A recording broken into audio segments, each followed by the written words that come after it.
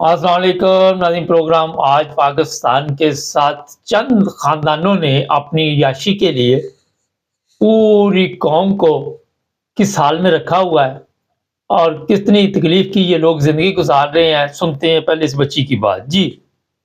अस्सलाम वालेकुम, मेरा नाम मारिया है। मेरी उम्र 19 साल है। मैं मजबूर होके इधर आई हुई हूँ, मीडिया पे आई हुई हूँ। हमारे घर में ना कमाने वाला कोई नहीं है। मेरी बहन को कैंसर था, वो फौत हो गई। उसके बच्चे भी हमारे घर है। कभी कभार हमारे घर में फाके भी हो जाते हैं। कमाने वाला कोई नहीं है। मेरा एक भाई है जो लोडर रिक्शा चलाता है। कभी कभार उसकी दिहाड़ी लग जाए तो हम खाना मिल जाता है, नहीं तो अल्लाह का नाम लेके सो जाते हैं, भूखे सो जाते हैं। मेरी अम्मी भी बहुत बूढ़ी हो गई है, उनसे काम वगैरह नहीं होता। मेरी शादी का भी मसला है। हम निकाह प्लेटफॉर्म पे आई हुई हूँ।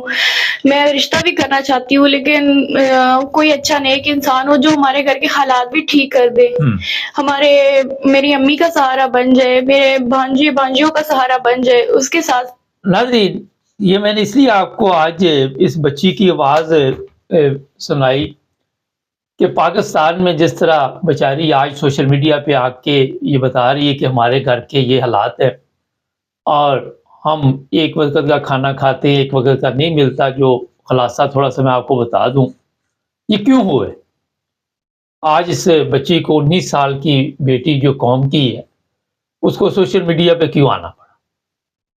पाकिस्तान में आप सबके इल्म में है जो हालात जा रहे हैं, वहाँ पे जो भी लोग कब्जा करके पाकिस्तान में बैठे हुए, उन्होंने अपनी याशी के लिए, अपनी बेगमात की याशी के लिए, अपनी औलाद की याशी के लिए, जिस तरह कमरजीत बाजवा जैसे लोग थे, उन्होंने पूरे पाकिस्तान के जो गरीब लोग हैं उनको ऐसी जगह पहुंचा दिया है जहाँ पे अब ये लड़कियां जो है सोशल मीडिया पे आके बेचारी सब कुछ बताती कि हमारे साथ ये हो रहा है, हमारी ज़िंदगी ये गुजर रही है।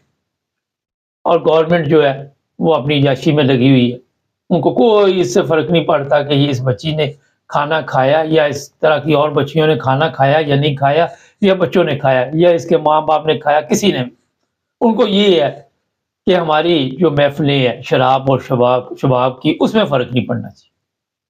कल मैं एक देख रहा था गरीदा फ़रूकी का, सोशल मीडिया पे जाकर नून लीग के लिए लोगों को कह रही है कि आपने कहना है और फिर मैं एक सर्वे करूँगी। और फिर इस तरह की जो ख़वातीन है, इस तरह की मैं वो अल्फाज नहीं इस्तेमाल करना चाहता, वो ताकतवर लोगों की महफ़िलों में भी नज़र आती हैं। उनकी याशी के बंदोबस्त भी इनके ज़रिए होते हैं, ये खुद भी करती हैं। और लोगों को शुरू से, जब से पाकिस्तान वजूद में आया, यही बताया जा रहा है कि पाकिस्तान जो है वो तरक्की की तरफ जा रहा है, पाकिस्तान के हालात बड़े अच्छे जा रहे हैं। और कोई ये मानने के लिए तैयार नहीं है कि हमारे जो लोग वहाँ पे पाकिस्तान में रहते हैं, जिस तरह ये बच्ची बता रही थी, मेडिकल का सिस्टम नहीं। इमरान खान ने अगर कोई सेहत कार्ड निकाला तो वो बंद कर दिया गया ताकि अवाम तकलीफ़ में रहेगी, तो ये फिर अपनी तकलीफ़ में ज़िंदगी गुजारेगी। इनका ध्यान ना तरक्की की तरफ जाएगा, ना इनका ध्यान कोई सेहतमंद ज़िंदगी की तरफ जाएगा। ये अपने रोने धोने में पड़ी रहेगी और हम अय्याशी करते रहेंगे। कौम की बेटी, आपको तो पता है, वो कहते जनाब एक ही सिर्फ मरियम है, बाकी तो यहाँ पे कोई कौम की बेटी नहीं। मैं इसलिए आपको बता रहा हूँ कि आज बच्चियाँ जो हैं उनकी शादियाँ नहीं हो रही। अब ये बच्ची मजबूर होकर मीडिया पे आई है। मैं एक मिसाल देता हूँ, अपनी कहानी सुना रही। कौन ऐसा बंदा है जो इस गरीब से शादी करेगा। फिर ऐसे लोग जो जराइम पेशा होते हैं वो मौका का फ़ायदा उठाते हैं, वो देखते हैं कि किन घरों में भूख अफलास है, वहाँ से फिर अपनी कार्रवाई वो डाल देते हैं। मुझे हैरानगी होती है कि यहाँ पे आके लोग मीडिया पे बातें करते हैं। वो कह रहा है जनाब, कल की खबर चल रही जी, इमरान खान के जेल में आंसू निकल आए। और तो बाहर जो कौम, गरीब कौम है, वो कौन सा खुश है, उनके तो बाहर आंसू निकले हुए हैं, इमरान खान के जेल में आंसू निकल रहे। बात तो एक ही है ना, या तो जो आज़ाद लोग हों वो कोई खुशहाल जिंदगी गुजार रहे हो। इमरान खान के क्यों आंसू निकले, ये तफसील किसी ने नहीं बताई। हो सकता है इस दुख में होकर देखे मैंने कितनी जदोजहद की, लेकिन मेरे साथी भी ऐसे थे जो आप सबके इल्म में है, जिनमें अक्सर गद्दार थे, मुनाफिक थे, वो ले डूबे इमरान खान को। इमरान खान इस वजह से भी शायद रो रहा हो کہ جس قوم کے لیے میں نکلا ہوں وہ قوم جو ہے وہ اس قابل ہی نہیں ہے کہ وہ آزادی کی زندگی گزار سکے۔ عمران خان اس وجہ سے بھی شاید رو رہا ہو کہ آج جو پاکستان کی حالت بنا دی گئی ہے، جو ظلم و ستم کی اس وقت چکی چل رہی ہے، اس میں اور کون کون آئے گا؟ اس کی بہنوں پہ کیا ظلم ہوں گے، اس کے دوسرے لوگوں پہ کیا ظلم ہو گئے، کبھی کوئی فرد جرم عائد کر دی جاتی ہے اس کی بیوی پہ، کبھی اس پہ۔ میں تو اگر میرے سے پوچھے، میں اس کے عمران خان کے کیسوں کی کوئی سٹڈی نہیں کرتا، نہ میں دیکھتا ہوں، کیونکہ مجھے پتا ہے کہ ان کا پلان کیا ہے۔ ان کا جو پروگرام میں نے آپ کو کوئی 2 سال پہلے بتا دیا تھا جب عمران خان گیا تھا کہ یہ عمران خان کو ختم کریں گے، اور عمران خان کو ختم کرنے کے بعد ان کو سکون آئے گا۔ مگر میں آپ کو بتا دوں کہ یہ ملک جو ہے پاکستان، یہاں پہ اس وقت ایک بہت بڑی قربانی جو ہے وہ مانگی جا رہی ہے۔ ہو سکتا ہے وہ عمران خان کی قربانی ہو، اور اس کے بعد اس ملک میں کوئی تبدیلی آئے۔ آج ہی میں دیکھ رہا تھا، یہ دیکھے وہ جو جمشید دستی ہے، اس کے ہمسائے 18 سال کی لڑکی، ایک میٹرک کی طالبہ تھی، وہ بچا کے بھی آ کے رونا رو رہی تھی کہ پولیس نے ہمارے گھر پہ حملہ کر دیا اور ہماری چیزیں توڑ دی، اور کہنے لگے کہ آپ جمشید دستی کے ہمسائے ہیں، اس وجہ سے آپ کو سزا دی جائے۔ اس لڑکی کی حالت دیکھ کر مجھے نہیں لگ رہا تھا کہ ان کے گھر میں کوئی قیمتی چیز ہو، مگر سور جب کھیتوں میں جاتے ہیں تو ان کے ذریعے یہ نہیں ہوتا کہ یہ کماد قیمتی ہے یا نئی فصل قیمتی، ان کے لیے ہوتا ہے کہ اس کو تباہ کرنا۔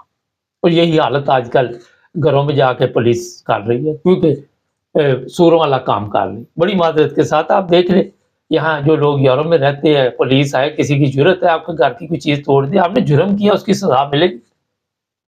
ہم نے اگر کچھ کیا تو اس کے مطابق چلنا پڑا۔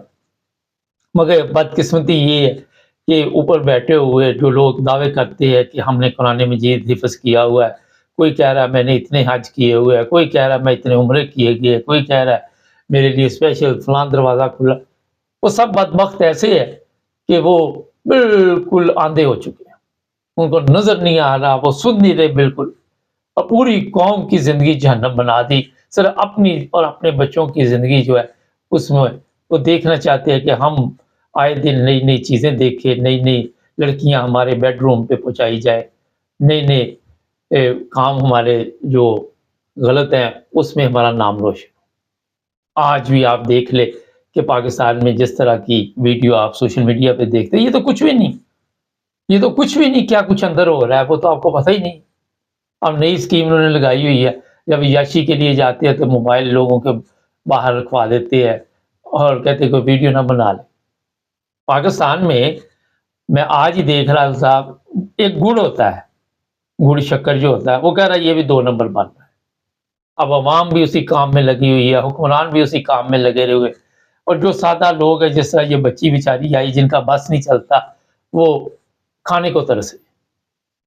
دوسری طرف میں مختلف جگہ پہ یوٹیوب پہ دیکھتا ہوں، جو امیر لوگ ہیں ان کی زندگی، ان کی عیاشی اور ہے، وہ نوکروں کو جانوروں کی طرح رکھتے ہیں۔ دوسری طرف ہمارے دعوے ہوتے ہیں کہ جناب ہم ایک زبردست قوم بن چکے۔